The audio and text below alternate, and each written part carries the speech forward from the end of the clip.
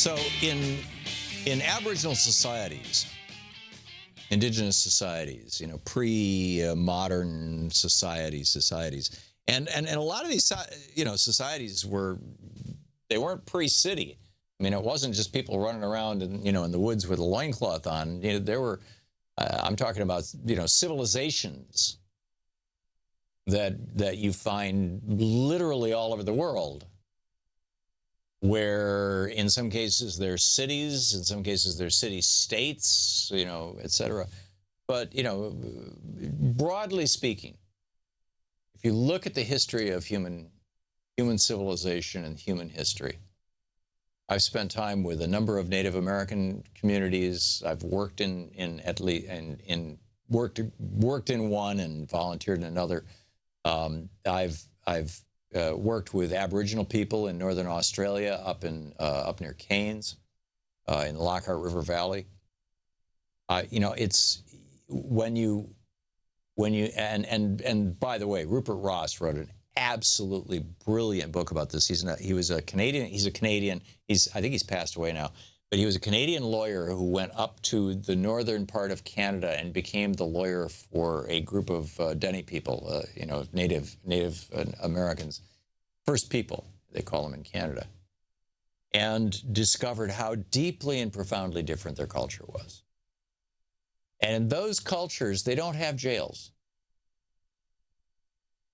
So how do you have a society? How do you have a culture that doesn't have a jail?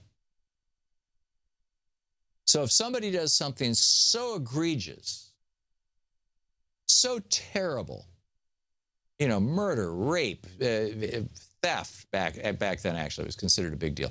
If you do something so egregious that we would put you in jail, because we have this idea of putting humans in cages, they didn't. They considered that barbaric.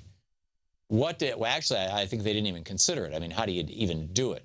In a lot of these societies, arguably the Aztec and the Mayans might have had jails, but many of these societies were not.